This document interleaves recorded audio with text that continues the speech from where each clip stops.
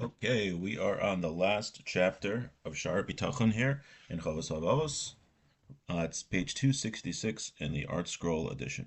Kevan shehishlamnu b'shar hazeh, ma she'haroi lo min hadvarim kfiyah sagasenu. Since we've completed in this section what is befitting from the that we could understand according to our ability. Now we're going to explain what takes away from trust of God. So we spent the first 6 chapters discussing how a person develops trust in God, what's expected of him, and how to attain it, in what areas of life a person is supposed to trust in Hashem. Now, in the last chapter, he's going to discuss things which take away from trust in Hashem. Umavsidav va'omer. Ki mafsidei shloshes hasha'arim hakodim b'sefer hazeh kula mafsidin habitachon. Now he's going to say first things first is he already this now Shaar Bitachon is not the first section of Chavos Havavos. So he said he already discussed previously things that take away from serving Hashem, and he says those things in general which take away from serving Hashem also take away from serving Hashem, take away from Bitachon. So he says before we even get started about the specific things that take away from focusing on trust in Hashem, he says everything that we discussed earlier, which takes away from general service of Hashem, also takes away from trust in Hashem. And he brings here on the bottom, those things are a lack of proper belief in God, a lack of appreciation for all that one has received from Hashem. Where we tend to, if something bad happens in our life, people tend to get angry at Hashem. But if they would realistically, on one side of a column, write everything that they have to be thankful for, just from the fact that they're have the consciousness to do so, and they're breathing, and they could eat, and they got up in the morning, just that alone is enough to be grateful for Hashem. Let alone the fact that we live in such an affluent society. Even people that don't have money, it's much better being poor nowadays than it was a long time ago. Probably better than being rich a long time ago. Also, a lack of commitment to the service of Hashem and arrogance, gaiva. All those things take away from serving Hashem in general. Now he's going to discuss the things. Now those are things: lack of belief, the lack of appreciation, a lack of devotion to service of Hashem, and arrogance. Those are things that take away from serving Hashem in general. Now, what are the things that take away from bitachon, that take away from trusting in Hashem? Umavsidav od hasichlos be'inyan habore u'midosav hatovos. The failing to learn, being ignorant about Hashem and all of His great attributes. Someone who doesn't understand the way that Hashem is merciful on His creations, and how He deals with them, and how He looks out for them, and how He rules over them, and how they are held by His reins, how they are, how He provides the needs for all of His creations. He's not going to trust in Hashem. So someone who doesn't learn about Hashem, how Hashem operates with the world, he's not going to have trust in Him. He might think that, oh, I can only trust in Hashem if I'm a perfect tzaddik, if I do everything right. But he doesn't know that it says, B'chas lecha batachti, that I trusted in Hashem's kindness, that Hashem takes care of us even when we don't deserve it, even when we sin and everything else. The fact, right, even when we sin, we're only existing at the moment that we're sinning because Hashem wants us to exist at that very moment. So we only exist in the first place because Hashem wants us to, even when we're rebelling against Him. We don't realize that we don't have to be perfect tzaddikim. We don't have to be totally righteous in order to trust in Hashem. So if a person never learned that, then he's not going to have trust in Hashem. So it's important that a person recognizes how Hashem relates to us, and that we're supposed to rely on Him for everything we need. Umehem, and some sichluso b'mitzvos habari yisbarach. Some have ignorance when it comes to the commandments of Hashem. The Torah actually commands us to trust in Hashem. If you never learn Torah, if you never learn Shaar Bitachon, you don't know that there's even a mitzvah to trust in Hashem. It says, test me. Now with this says Hashem, that Hashem says, Kilo, we're not really supposed to test Hashem, but it's saying test Hashem and see, test me and see if I will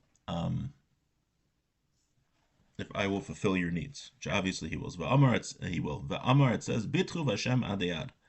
Trust in Hashem forever. Now, so those are two reasons. Two reasons we have so far why people don't have bitachon is one, they don't realize the relationship, the close relationship we have with God, and that He takes care of us even if we're not totally righteous. And two, that there's actually a mitzvah to trust in Hashem. Now, what's the third reason? Umehem nitosu alasibus hakorvim asher hu roa osan v'lo yeda ki ha'ilos kol asher tikravno mehama'olal temat yichaltem lahol lama'olo lahaziko v'chol asher tirchakna yihakoach yichaltem lahalilo uziko yoser chazak v'nir. People think that the reason something goes a certain way is because of the immediate cause. For example, if my business is doing well, it must be because I'm very smart and I have a great business model. And if my business is not going well, it must be because I have a poor business model. He says, however, it's not true to just look at the immediate cause of something, because in fact, if you look at the immediate cause, that's actually less of a reason why something is happening. And he's going to explain what he means. Kamo hamelech, like a king. Kishu wrote, if he wants to punish one of his servants, what does a king do? Mitzava mishneo lasos.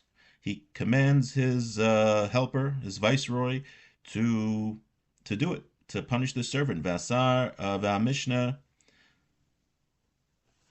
mishnehu laasos v'hasar mitzava hashaiter. And that minister, v'tzava hasar mishnehu laasos v'hamishna mitzava hasar. And the viceroy, he commands a minister to do it. Vasar mitzava hashaiter, and the minister commands a judge to do it. Vashaiter mitzava l'sardiot, and the minister tells an officer to do it. Vasardiot mitzava hanokshim, and the minister, here he translates, commands an enforcer. Vanokshim mekaymin hamaisa b'kelim muchanim lo, and the enforcer uses a vessel, whether it's a whip or whatever it might be, to punish the servant. Now, who's the one in that situation? It sounds like Hadgadia a little bit. The king commanded the viceroy, who commanded the minister, who commanded the official, who commanded the administrator, who commanded the enforcer, who took the vessel and hit the slave, the servant who needed to be punished. Now, who's the one who has the least power to stop what's going on there? It's the vessel, the whip. It wouldn't make any sense to blame the whip, what's going on. Because there's no choice. Now, the enforcers have more of an ability to stop what's going on than the whip. And the administrators more than the enforcers. And the officers have more than the administrators. And the ministers have more than power than the officers. And the viceroy has more than the power than the ministers. And the king has more power than everyone. Because if he wants, the king could totally forgive him. Ki chalishas ha'ilos v'chaz kosem lahoyal lama'olo tiyena kvi kirvasem v'arachakam imanu. V'bori yisal asher hu tachlis ha'ilos b'roichik min ha'ma'ololim roi liftoach bo v'lismoch alav l'chayzek yichaltu al ta'altam v'niskam kasher kadamnu min advarim. He said, looking at that example, it's clear that if the servant would want to be forgiven, who should he go to? Should he ask the vessel, the whip, which was the immediate cause of his pain, of his punishment, to stop? No, he should go straight to the king. So he says that whether a specific cause has a little power or a lot power, it depends on the closeness or the distance from the recipient. So therefore, Hashem is the ultimate cause in everything. The fact that a person's business is doing well or not doing well, what's the ultimate cause? Is Hashem. So therefore, and Hashem has as we discussed earlier, is the most powerful being and the totally in control of everything. Therefore, when a person wants to improve his lot, he should go right to Hashem and not to the immediate cause, as the mashal, as the parable implied. So we had three things that take away from a person's bitachon. One is that people don't realize Hashem's relationship with humanity, a very close relationship where He has mercy on us even if we don't deserve it, and He takes care of us even if we don't deserve it. The second is it's actually a commandment. People don't realize it's a commandment to have trust in Hashem. And the third reason is that people don't realize that when you have a series of events that happen, people usually blame the immediate cause, but really you should go back to the source and why things happen. And the source here is Hashem. Okay, Now he's going to discuss the 10 levels of bitachon. It's not just like you have trust in Hashem or you don't have trust in Hashem, but there's many levels. That there are many levels in those who trust in Hashem. Based on their knowledge and awareness of Hashem, and their belief in how much He protects them. V'rov hashgachaso al tovasam, and how much Hashem worries about the goodness for all creatures. V'hinei hayeled b'tchilas anyano bateach al shnei imo. A baby, as soon as he's born, relies on his mother. K'moshe nemar mavtichi al shnei imi. I have relied on the breasts of my mother. V'kasher techzak hakaraso. Now, when the child gets a little older, Meishiv bitchono al imo l'rov hashgachasa alav. He realizes how much that his mother, not just for the food that he eats, comes from his mother, but he realizes that everything that she takes care of him, she gives him clothes and shelter. Kamoshenemar, it says, Imlo shavisi v'domamti nafshi kigamol alay imo kigamol alay nafshi. I swear that I stilled and silenced my soul like a nursing infant at his mother's side, like the nursing infant is my soul. That's the level we're supposed to get to of Bitachon and Hashem, that just like a child, he's not worried. A small child is not worried when he's with his mother because his mother's taking care of him. So too, we're supposed to ki'ilu that Hashem, so to say, is holding our hand and walking with us. So we shouldn't be worried because Hashem is with us. So that's the second level. That he's not relying on his mother not just for food, but for other things also. Now, when he gets a little more intelligent, he sees the relationship between his father and mother.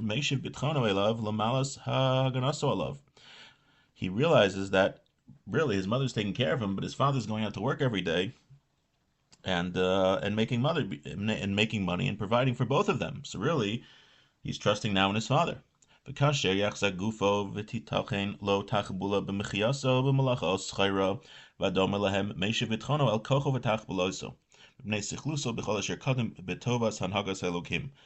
he gets older and he has the ability to work himself, he starts putting faith in himself. He says, "Oh, I have a body. I have a mind. I could make my own parnasa. I could provide myself with sustenance." So he starts putting his faith in himself.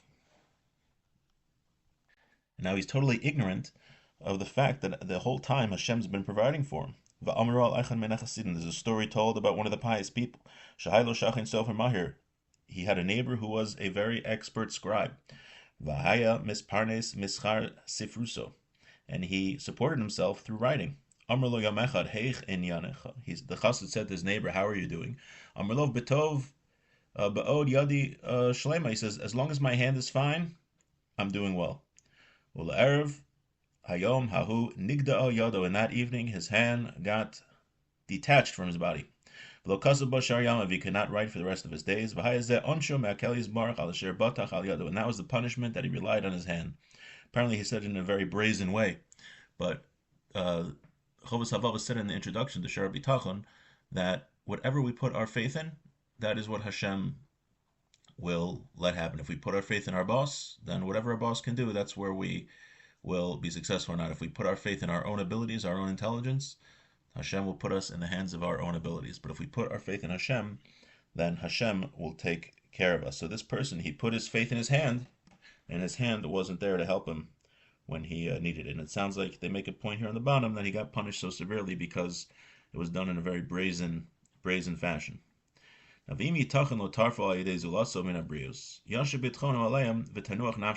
fifth level of bitachon, someone that works for somebody else, he's going to start putting his trust in his boss. Now, the sixth level of Now, the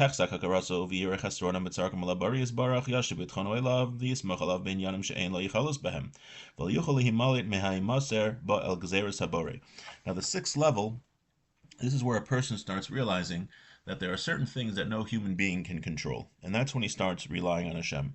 Kamo, you read this Hagashavim al Izriya, like the rain, that it will fall on his crops. V'alichas hayam, if he's traveling by sea. V'alichas hamidbaros, if he's traveling by the desert. Mein mayim, ubebo shetef, and certain floodwaters that are coming, and whether a plague will happen. And other things where human beings have zero control over.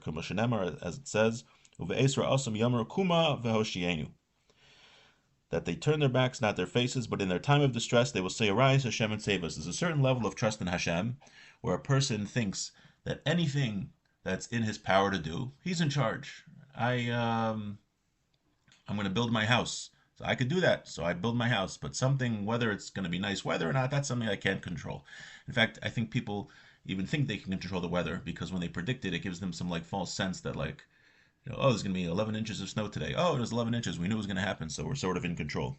I think people think even that they control. But a normal human being recognizes that there's certain things that are out of his control. Those things, a person will rely on Hashem. But the things that he could do himself, he doesn't rely on Hashem. That's the sixth level.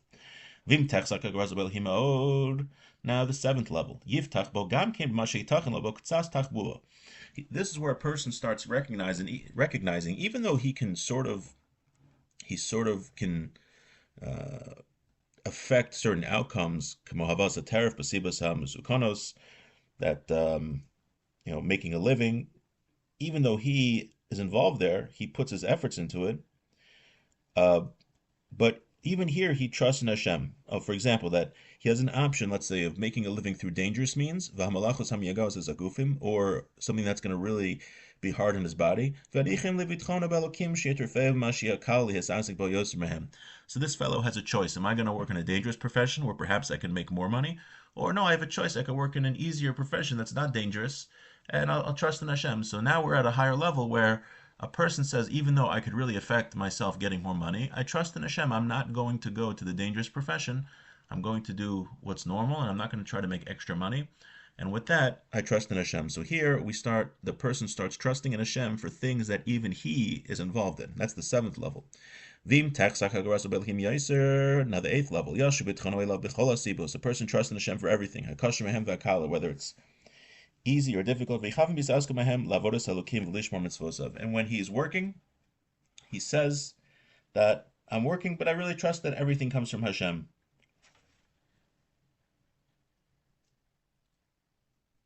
And really, why am I doing it? I'm not working for a living so I can just have money. I'm working because this is what Hashem wants me to do. And this person with Bitachon level 8, the reason he's higher is because all of his intent when he's living is for Hashem. Now, this is also a very high level that a person should think that everything he's doing is for Hashem. Now, we don't have to, even if we do this part of the day, if we think, imagine if for a couple minutes every day when we're working, we think, I'm doing this because this is what Hashem wants from me. Hashem wants me to work for a living, to provide for my family. And even if we're not thinking about it 100% of the time, but just thinking about it for a few minutes can be very powerful. Okay, let's finish the last couple reasons. Yirtze b'meshiyeh migzeres elokim lo belibo ublashono uvnirehu uvnistaro v'yismach b'chol asher asalo elokim imavis v'chayim b'rish v'oishev v'rius v'choli. He says here the ninth level of bitachon, of trust in Hashem, is when a person realizes he's happy with whatever Hashem gives him. Whatever situation he finds himself in life, he's happy. Belibo b'lashono, in his heart and his speech, the way he acts in public and private, and he's happy. Whether it's regard to death and life, someone close to him passes away, whether he's rich or poor, whether he's sick or healthy. Now, this is a very high level, that a person should be happy even if he's going through trials and tribulations in life. Very, very difficult level. A very high level. But one thing that we can try to do is that if we have somewhat of a difficulty, we can think that a person has the opportunity to serve Hashem no matter what situation he finds himself in. If a person is having a difficult time, he could think, now Hashem wants me to serve him through this difficult time.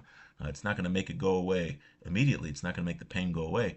But it's very empowering for a person to think that he's doing his mission even though he's going through this difficult time, because we tend to think that, I have to get out of this difficult time so that I can serve Hashem properly. No, Hashem wants you to be in this difficult time, and he wants you to serve him through the difficulty.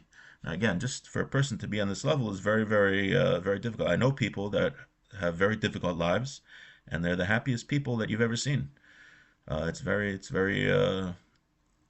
very high level because they know that this is how Hashem wants them to serve them. The Chazon Ish I didn't know the Chazon Ish obviously, but the Chazon Ish, they say, my Rebbe asked people that knew him if they could describe the Chazon Ish in one word, and they said happy. Now, the reason that's so remarkable is because the Chazon Ish, his name was Rav Avram Yishai Karelitz. He passed away in 1953, I believe. He lived in Israel. He was one of the greatest rabbi of the generation, but he had a very difficult life. He never had kids. He was very poor. He was very sick throughout his life, and he had other hardships, a lot of hardships. But everyone who knew him said he was the happiest person they ever met, because the Chazon Ish knew he lived with that awareness that he's here to serve Hashem, and just that idea alone makes him happy. So what? He's poor. Hashem wants him to serve him through being poor. Now again, this is why this is the ninth level. It's a very high level. Lo yichsof lezulas mashabachar lo elokim. He doesn't want anything else than what Hashem decreed for him. V'lo yirtze ela masharatza lo. He only wants what Hashem wants. V'nimsar elokim. He totally gives himself over to Hashem. Umashlich nafsho v'gufo el dino. And he gives himself over to the judgment of Hashem, to the law of Hashem, the decree of Hashem. V'lo yagber inyan al inyan v'lo yivchar zulas mashehu bo minyane olamo k'mo she'amar echad min abotchem lo hishkamti me'olam be'inyan v'hisavesi lezulaso. He doesn't prefer one circumstance to another circumstance. It doesn't matter to him. If I'm rich or poor, who cares? I'm just here to serve Hashem, no matter however Hashem chooses. As one person who had a lot of bitachon in Hashem, he says, I never woke in a situation and wanted a different one. That's a person who has real bitachon. Again, we shouldn't feel bad if we're not at this level. This is a very, very, very, very high level. But even though we're not at this level, we could have it once in a while. If we're having a bad day, right? It doesn't have to be this extreme where someone dies or whatever, but even if we have a bad day, we shouldn't get all upset about it. We say, this is how Hashem wants me to serve him today, through having a bad day. That we could do. Okay, now the 10th level. When a person has even more trust in Hashem, he realizes that his spirit departed the spiritual world to come to this world. He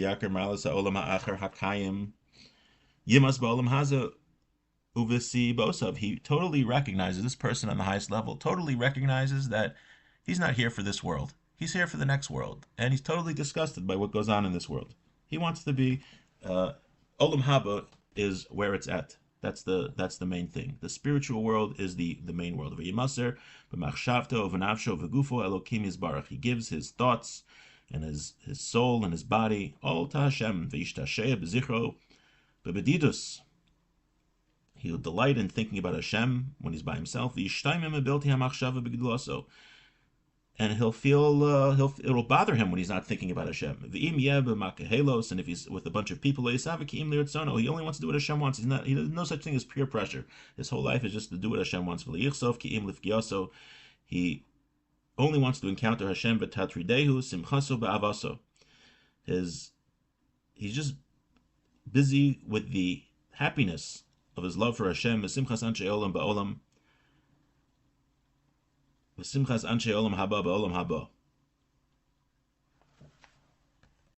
so busy with the preoccupation of being happy with his love of Hashem, anything else is just a distraction. That's all he's focused on. There's like nothing else. There was a story with Rav Chaim Kanievsky. They introduced him to the famous Reichman from Toronto, a very wealthy person, a billionaire. And they said, this is something Mr. Reichman. And he said, oh, are you the one who published the Ramban on Chulin? Now, the Ramban on Chulin, that's a early commentary to the Talmud, and it happened to have been recently published at that time by a person named Reichman. I was actually a student of his son. So Rav Chaim Kanievsky, he didn't even know there was a person named Reichman who had billions of dollars. He just only knew the name Reichman because he published a certain rabbi's works on the Talmud. So that's a person who totally is just like devoted to Hashem and nothing else. Okay, let's conclude. We're about to conclude Shaar Bitachon. This level of bitachon, where a person, all he wants to do is cleave to Hashem, that's the high level of the prophets and the righteous people. And the treasured few is a very exalted level. Masha Amar Akasav, what the pasuk says, Af Erech Mishpatecha Hashem Kivinucha, L'Shimcha L'Zichrecha Tavas Nafesh. Even when we experience the way of your judgments, Hashem, we long for you. The only desire of your soul is to hear your name and to remember you. But Omar, it says, "Tzama nafshi Elokim l'kel chai." My soul thirsts for Hashem, for the living God. So that's the 10th level. Eila eser madregos habitachon. These 10 levels of bitachon, asher lo yimale batech me'achas me'ena. That anyone who has trust, he'll for sure be on one of these levels. Everyone has for sure one of these levels. Now he's going to give names for them. Matzano inyan habitachon b'lashon hakodesh melitzim ba'ado be'eser milos. We have 10 words for these 10 different levels. Can I get eser madregos eila v'hein? And they are miftach, trust. Umishan, confidence. V'tikva, I'm reading the article translation because honestly I don't know the nuances of Hebrew to know the different, what each word means. V'tikva, yearning. Umachze, shelter. V'socheles, anticipation. V'chikoi, awaiting. Usmicha, reliance. V'saver, hope. Umisad, support. V'chesel, and security. Elokim yisimenu. Min habotchim alav. Now he's finishing off with a tefillah that Hashem should place us with those who trust in Hashem. Hanim sarim ledino beniro benistar, given over to his judgment in public and in private. Barachamav, in mercy. Amen. Nishlam Shaar Bitachon l'kel achron v'rishon. We finished the Shaar Habitachon for the sake of Hashem. So Mazel Tov. Thank you to all of those who have been with us the whole time. I think it was 55 shiurim, something like that. We started, I think it's been like for sure over a year. Thank you to everyone who joined us the entire time. If anyone has a sefer that they would like to learn together, please contact me, 908-692-9733. Give me a call, send me a text. Would love to be in touch.